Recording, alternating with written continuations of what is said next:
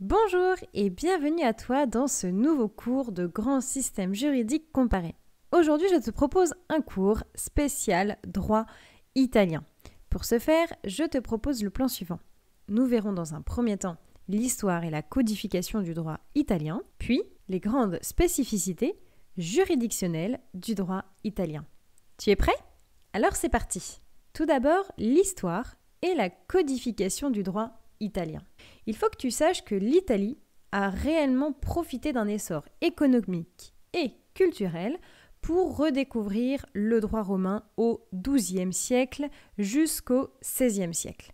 Nous avons vu dans un précédent cours que l'Allemagne également avait profité d'un essor pour redécouvrir au XIIIe siècle le droit romain.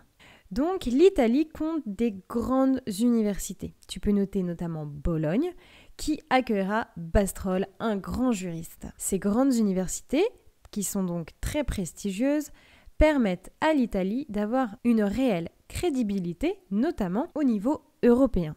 Tu peux noter que le roi Piémont-Sardaigne sera le roi qui diffusera son propre code, et ce dans tout le royaume italien.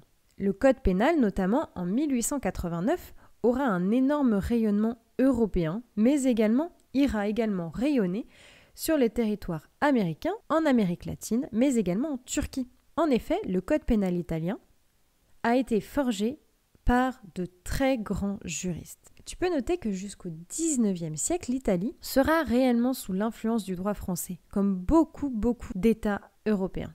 Mais tu peux noter que l'Italie va s'orienter petit à petit, à partir du XIXe siècle, vers le droit allemand. D'autre part, le régime fasciste va venir rénover le code civil, mais également le code pénal, et retirera les origines allemandes dont l'Italie se sera inspirée. Tu peux noter que le code civil italien est réellement à mi-chemin entre le code civil français et le code civil allemand. Toutefois, l'Italie se démarque par un raisonnement juridique authentique. En effet, il y a certains mécanismes juridiques qu'on ne trouve ni en France ni en Allemagne, comme par exemple le cumul des responsabilités délictuelles et contractuelles.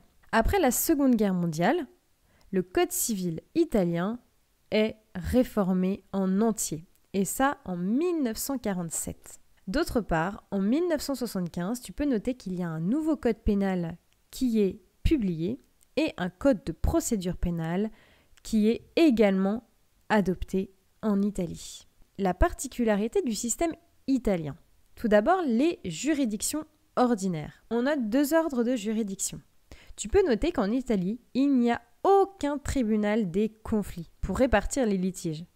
En France, nous en avons un qui permet de répartir les litiges entre le droit privé et le droit public. En effet, en Italie, c'est la Cour de cassation italienne qui s'occupe des conflits de compétences. Il n'y a pas de tribunal de conflit, mais c'est leur Cour de cassation donc qui s'en occupe. Ensuite, le contrôle de constitutionnalité italien est authentique. En effet, le contrôle de constitutionnalité peut être réalisé à l'initiative d'un plaideur. En France, on a la QPC, la Cour constitutionnelle italienne.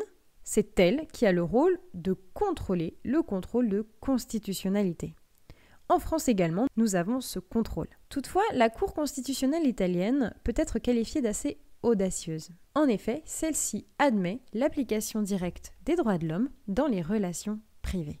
Voilà, j'espère que ce bref cours sur le droit italien t'a aidé. En tout cas, n'hésite pas à t'abonner et à partager la vidéo. Et n'oublie pas, tout le monde peut apprendre.